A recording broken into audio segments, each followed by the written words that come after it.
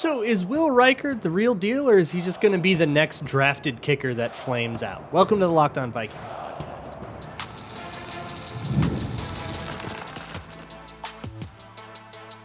You are Locked On Vikings, your daily Minnesota Vikings podcast, part of the Locked On Podcast Network, your team every day. Hey, everybody. Welcome to the Locked On Vikings podcast, where we're always trying to learn something new. It's part of the Locked On Podcast Network, your team every day. And thank you so much for making Locked On Vikings your first listen of the day each and every day. If you're new to Locked On Vikings, you can find the show anywhere you find your favorite podcast. Just search out Locked On Vikings on your favorite podcast listening app, as well as YouTube or Amazon Fire and Roku if you download the Locked On Minnesota Sports app. Today's episode is brought to you by FanDuel. Make every moment more. This summer, FanDuel is hooking up all customers with a boost or bonus daily. There's something for everyone every day, all summer long. Visit FanDuel.com to get started. Today on the show, we're going to talk a lot about the kicker battle between Will Reichard, John Parker Romo. I tried to go learn a little thing or two about kicking, and I want to pass that on to you. Over the weekend, however, tragic news struck the Vikings. I'm sure you've heard of it by now, but if you haven't, Kyrie Jackson, the rookie cornerback, passed away in a car accident. I'm not going to get into that much today. I did a whole extra kind of special episode on Saturday. You can go listen to that. We discussed his story, his journey to the NFL, and kind of what it represents. Check that out. If that's what you came here looking for, that's where you can find it. But otherwise, I kind of set out on a mission in preparing for this show, and I also wrote an article that will be up at some point on Wide Left on Reefus on Substack, probably this week. And I think I'm going to make a Patreon about it as well.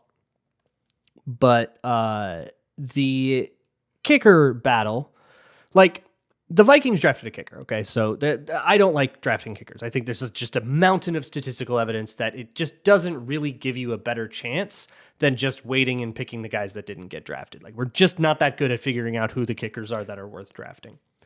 And I was met with a lot of kind of tidbits from Will Reichard's resume in particular. You know, he's the all-time college football leading scorer. His 5 years for Bama. Look at all these game-winning kicks, all these 50-plus kicks from the hashes, from the college hashes.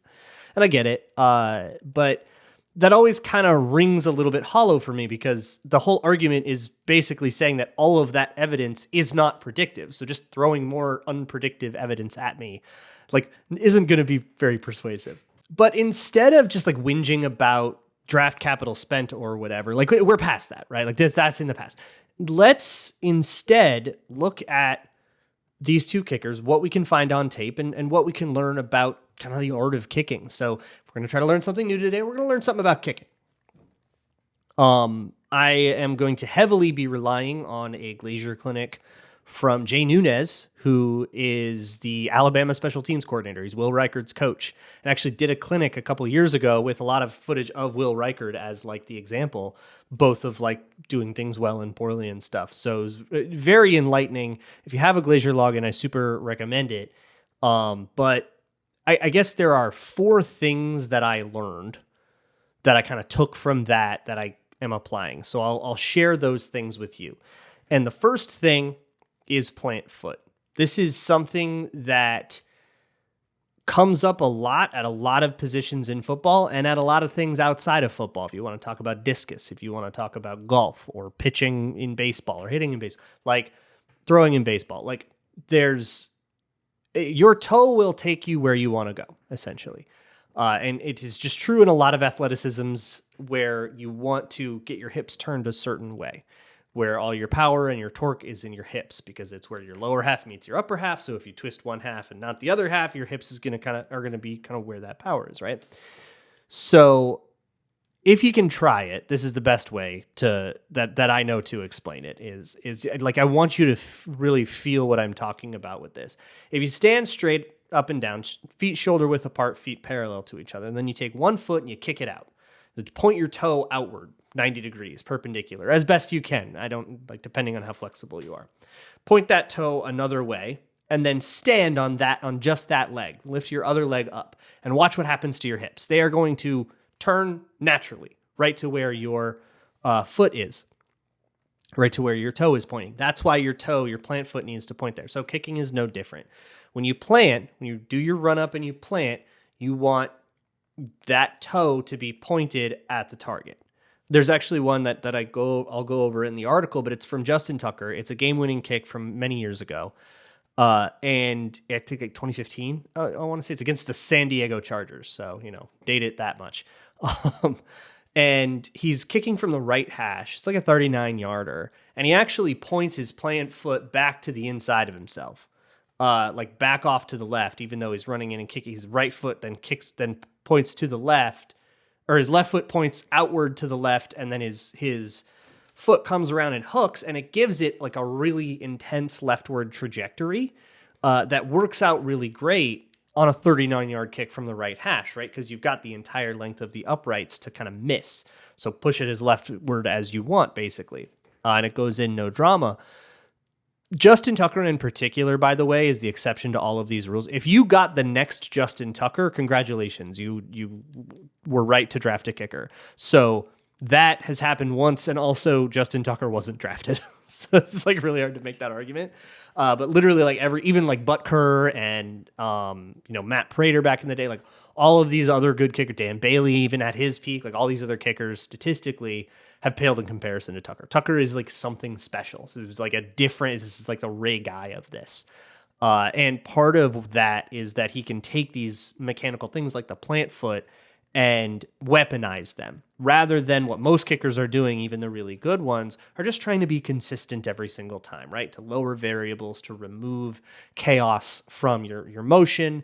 And again, it's just like golf or billiards, if you're into that. It's to keep everything still that doesn't need to be moving, because anything that's moving isn't supposed to be is just adding variables and adding chaos, and that can just push things and throw things off a little bit and pull things the way they're not supposed to be pulled.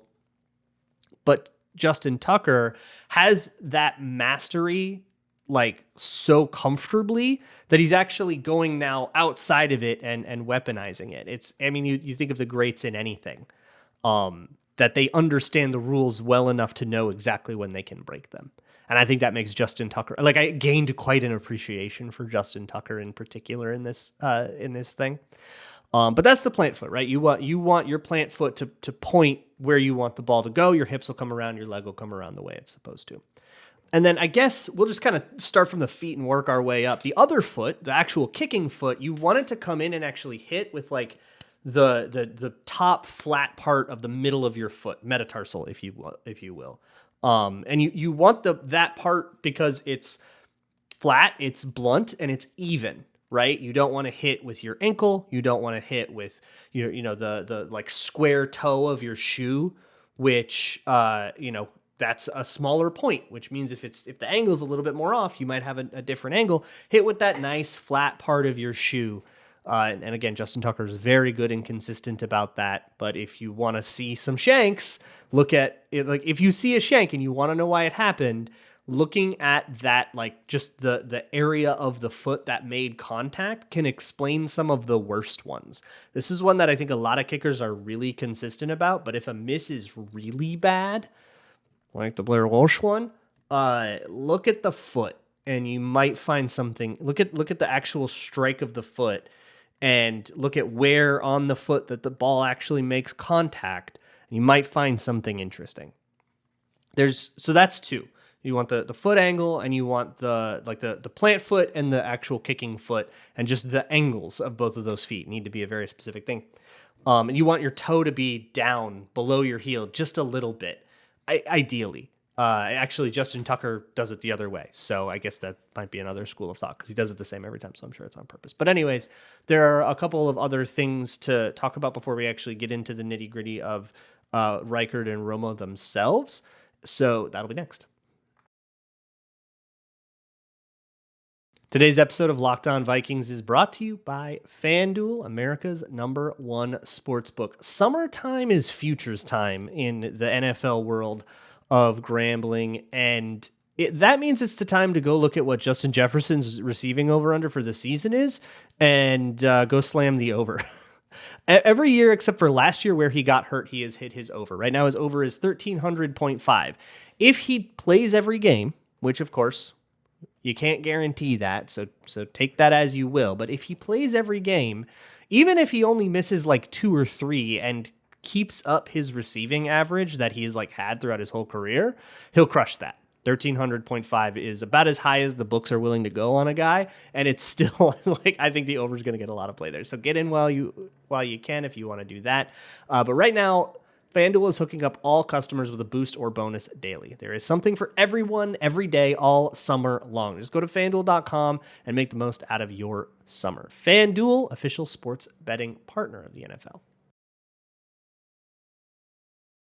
Hey, thank you so much for supporting Locked On Vikings, especially with the way this weekend went was not very fun, and I really appreciate everybody that kind of came around and took some time to, I don't know, process with me. I really appreciated that and all the feedback and everything. I hear you. I love you.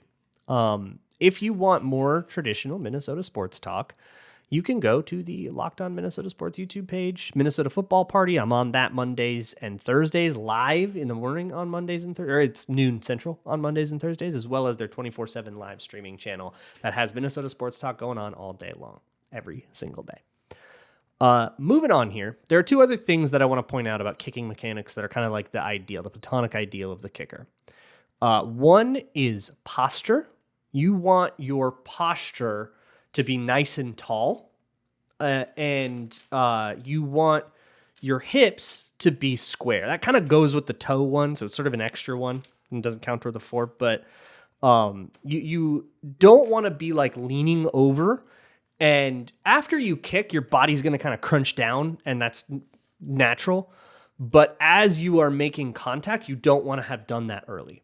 And maybe the toughest thing about kicking is timing all of these things so that, you know, your hips might come through, but if they come through late, you're going to miss. There's a Daniel Carlson miss from one of the misses from that Lambeau debacle that got him fired. His hips came through, but they came through way late, and it pushed the ball to the right because his whole situation was pointing to the right. So you want your hips to point at the target, because if your hips are pointing at the target, your leg comes through, it's also going to point at the target, and that all starts with that plant foot. But you also want to have a nice tall posture. If you're crunched over, if you're leaning a little bit too far one way, all that is just going to enact undue influence on this very delicate operation going on in your lower body. And then the other one is, and this is a huge one, this is, I think, a really difficult one for younger kickers too, especially as if you're a soccer player, which is like 95% of kickers are soccer players, and then the high school team was like, hey, we need somebody. And as a soccer player, you'll almost skip your way into a kick, like a penalty kick, for example. You'll skip your way into it sometimes. For a football kick, because of the irregular shape of the ball, you don't want that extra bouncing motion. You don't want that extra skip. Or kickers and stuff, they'll call it jumping into the kick. You don't want to jump into the kick. If you watch some of these Carlson kicks, you'll see him kind of jump up into it. And if you compare that to, say, a Justin Tucker kick, Justin Tucker's perfect about this, and it's astounding. You kind of want, like, you want your hips to, I mean, you start from upright, right? So you'll be in an upright position. And then as you kind of sink down to kick the ball, your body, like if you pause at the actual moment of contact, a kicker will basically be standing like Michael Jackson style at a 45-degree angle. So your hips will get a little bit lower doing that. So you want them to kind of sink and almost like land like an airplane, rather than skip up and then come down into it. It's just a little bit harder to control the angle there, and to plant everything correctly and have everything at the right distance and be the right distance away from the ball and be at the right like trajectory of everything. If you're adding that extra little upward motion, it's just another variable. And the whole idea here is removing variables. So don't jump into the kick. And that, I think, is a great way to move into talking about Will Reichard. So Obviously, I think you know by now, and if not, I'll give you the skinny on Will Reichard. I think he's like 527 points for Alabama over his college career. That's the most any college player has ever scored in their college career. Playing 5 years at Bama, hanging 55 on teams is going to do that, I think. But also field goal percentage is great, or at least great for a college player. There's, he's made all these 50-yarders. He's got a bunch of game winners under his belt. A lot of when we get to his everyman series, by the way, which I was going to do today, but then I got too deep into kicking and I had too much to talk about, so we're going to have to postpone it. But when we get into his everyman series, it's a very JJ McCarthy-esque story of like a kid that's just like destined to be a kicker, which is really fun. Like you get it with the quarterback that you're going to be a quarterback and you're going to make gajillions in the NFL, but like you're going to be a kicker is an interesting way to approach it. But we'll get into that. So there's this kind of like anointing, and he like there you can see all the different things that make him a prospect that Matt Daniels would fall in love with. But he jumps into his kicks a lot. It doesn't seem to stop him, and that actual skip step is.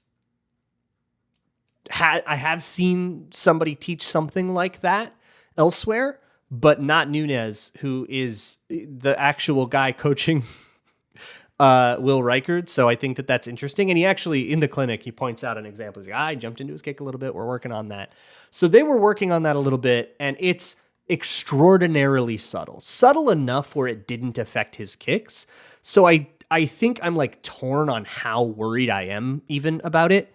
It is there. It is true. It is undeniable, but like, I don't actually know how much I care because it has fairly consistently not affected the kicks. But if you look at the misses, it's more dramatic. So when he misses, that is really likely to be the cause. And if he isn't missing, he might still be doing it. And it's just a matter of getting lucky. And that is the weirdest thing about kicking is there is this element of luck to kicking where you have a margin for error, right? You're aiming at the middle of the upright on every kick, more or less, right? Nobody's trying to barely sneak it in through the uprights. If you could just like pick it up with a god hand and just like flick it through, you'd put it in the middle of the uprights. And so if you miss by a foot, it doesn't matter. So something can be wrong enough to miss by a foot, and you can live that way your whole life and be a great kicker. And so the element of luck is in just like how bad the miss is. If you have that little jump into your kicks and it throws off your motion a little bit, does it throw it off a little bit? Does it throw it off a little bit, but you threw it off to the left and you're kicking off the right hash, so that's good. And if you're Justin Tucker, you can control that. But if you're, say, John Parker Romo for the San Antonio Brahmas, kicking a 57-yarder, that was an XFL record, and I don't think the UFL had a longer one. So I think that's like a spring league record. He had his plant foot set incorrectly on that kick. And his plant foot was pointed off to the right and he was on the right hash and his hips were off to the right. Everything was to the right. So much so that his leg hooked back around and pushed it left. And it worked out. But like over time, that kind of thing is going to lead to situations where it doesn't work out. You do that exact same process, but from the left hash or even from the middle or even just off the right hash, and you might not have made that big long kick. Now, on a 57-yarder, your margin of error is like so thinned that I'm not like going to take credit away from him for that kick or anything like that. But it's just something to log. Like, hey, if this plant foot problem continues to happen, that might cause misses in other situations, unless you have like perfect control over it like Justin Tucker, but nobody is Justin Tucker. So that is, I think, where we're at with Reichard. I think everything else is really nice. He's really consistent with his plant foot. He's really consistent with like the run up to things. Your run up, you want it to be like, I guess call it like a jab step, like you would see in the first step of like a receiver's release. It's kind of the same thing as like a short step, and then a long step is what you want to see. Short step, long step, and you want to see that timing be really, really consistent. Obviously, the operation between the holder and the snapper and all that stuff needs to be this well-oiled machine, and I think that's kind of like outside the scope of what we're talking about today. But all that stuff is nice and consistent with Alabama, and the posture is really nice. The plant foot is always pretty much straight up and down. He doesn't really point it like if he's on the left hash, he won't point it to the right necessarily. And I guess that's fine. He's just kicking it straight. And it's better by the way, it's like that'll maybe cause a problem from the wide college hash, but in the NFL, that you can sustain forever doing that. Like everything is nice, except he jumps into his kicks a little bit. So then if you're Matt Daniels, you have this sort of, this question, I guess, which is, do we want to try to fix this, which will cause him to miss a bunch of kicks in the meantime? This is very much the same thing as like with fixing JJ McCarthy's mechanics. He's going to suck while you're working on it. And if he's in the middle of a camp battle with somebody who's a reasonable kicker, who we're going to get to next, if he's in the middle of a camp battle with somebody and he sucks, are we just like ruining him right now? Or if we don't fix this, does this problem jeopardize his ability to be an NFL kicker? The latter is what is the mistake the Vikings made with Daniel Carlson. And I don't know if we want to repeat that. And I think it's genuinely a tough dilemma of how much do you work on that? Or do you say, yeah, we'll live with it. He's probably still good in the meantime. I honestly don't know. I don't know what the right answer is there. I think there's absolutely an argument to just letting that ride and saying it's not that big a deal. And I think there's totally an argument to saying, I don't know, man, it's the NFL. You got to step it up. But then you've got John Parker Romo as well, who's also part of this. And that adds this whole extra like wrinkle to things, which gives them more options. And that's always good. But of course, things get difficult. That'll be next. Today's Locked On Vikings episode is brought to you by eBay Motors. eBay Motors has you covered with your car. You have passion for your car, all right? You love your car. That is, even if you hate your car, you love your car. I mean, it's what gets you from point A to point B. It's what you need. It's a part of who you are and how you express yourself. So take good care of it. And whether it's something under the hood or whether it's customizing it with something like an LED headlight, go to eBay Motors. They've got 122 million parts for your ride or die. And with the eBay Guaranteed Fit, that part will fit your car or your money back. So they'll make sure that you're getting the right thing for your make and model and your car and your specific needs. Keep your ride or die alive at ebaymotors.com. Eligible items only, exclusions apply. eBay Guaranteed Fit only available to U.S. customers. Moving right along here on the Locked On Vikings podcast. So that's what I think the Will Reichard thing is. In conclusion of Will Reichard, good kicker, one issue, don't know if it's worth the work it would take to solve it. So call that the package and set him aside. And then you have John Parker Romo. So his whole deal, he was an undrafted rookie in 2022. He's never made an NFL team, never been on an NFL active roster. He did, however, have a great run with the San Antonio Brahmas. In the XFL, he made game winners there. He made that 57-yarder there. That was a big story. In 2023, he did that. And now and then in March, before the UFL kicked up, he got an offer with the Vikings. And now he came into camp. He joined the camp before the Vikings drafted Will Reichard. So what do we got with this guy, right? The other thing he did was a kicking combine with Coach Zauner. If you were really into the Denny Green era Vikings, if you're old enough to have remembered who the special teams coordinator was, it was him. So he was the special teams coordinator on the sideline when Gary Anderson missed that kick. And he's been a kicking guy for forever. He puts on these combines now where guys can, and hunting combines, essentially where people can go get their tape out there for and NFL teams watch it also. It's essentially, the combine, but for kickers. Ryan Wright is an alumnus of it as well. And so we did that, and you get like a whole bunch of kicks for it, which is really informative. There's also a clip from Parker Romo's social media where he nails a 73-yarder, which is pretty sick.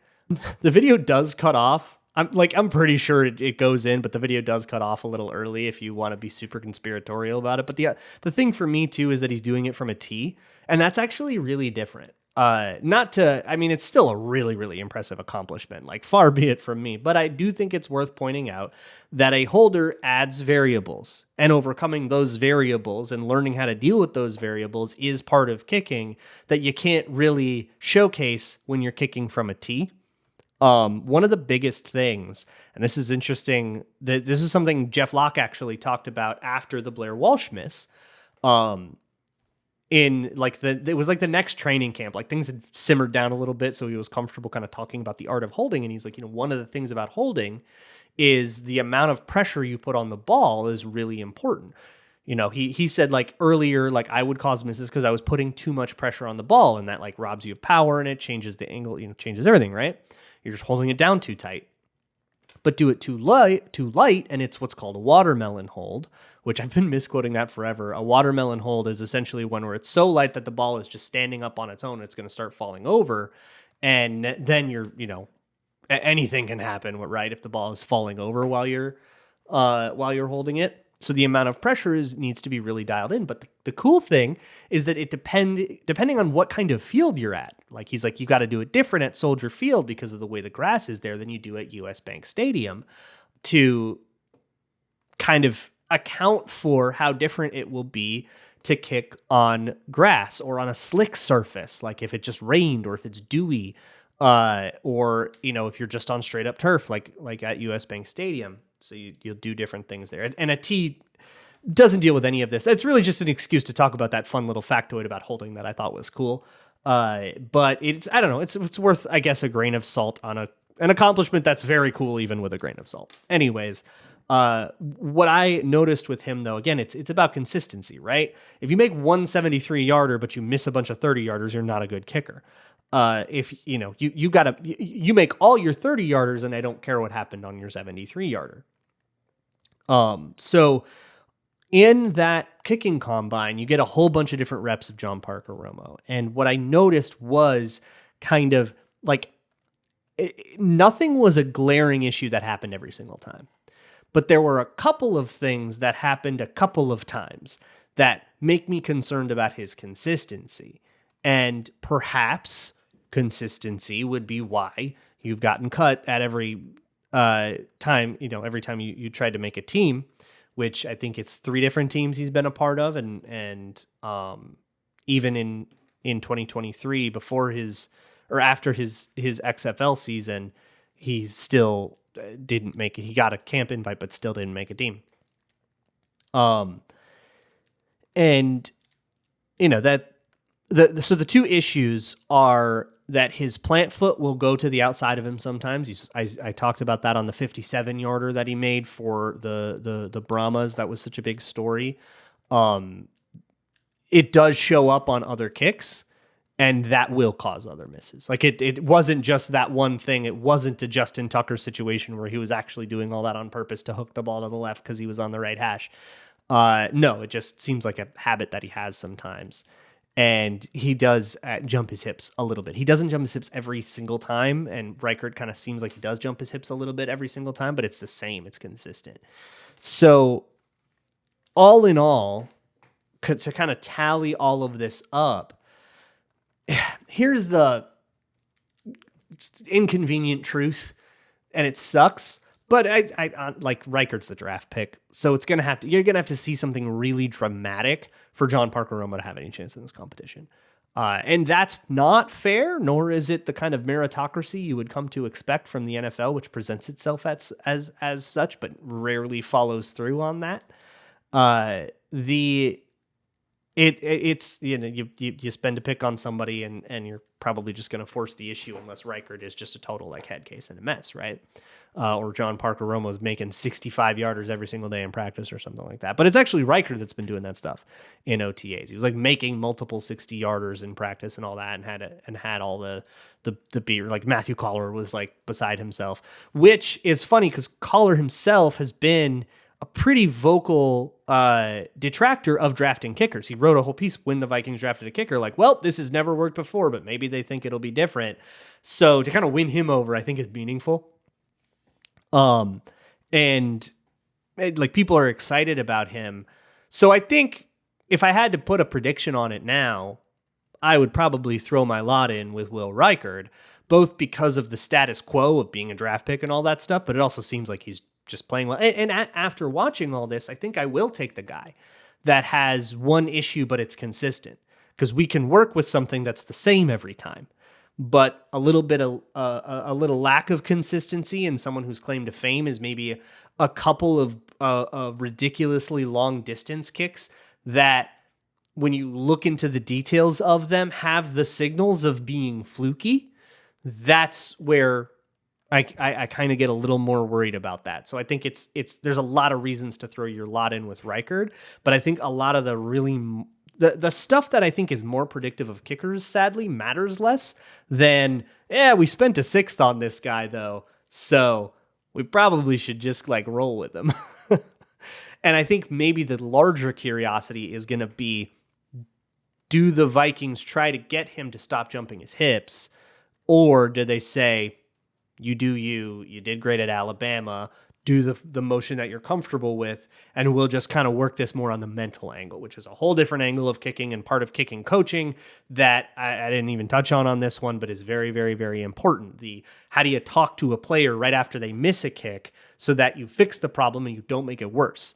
Who do you yell at? Who don't you yell at? That's important in coaching everywhere, but in kicker particularly, because kicker is so mental, how you approach that, there are a lot of different schools of thought, and that will have to be a conversation for another day if we ever have it. Tomorrow is Twitter Tuesday, so ask me your questions. You can send them to me at lockedonvikingspodcast@gmail.com. Just send me an email, or you can fill out the Google form in the show notes, or I put out a call on Twitter on Mondays. I'll see you all tomorrow, and as always, Skol.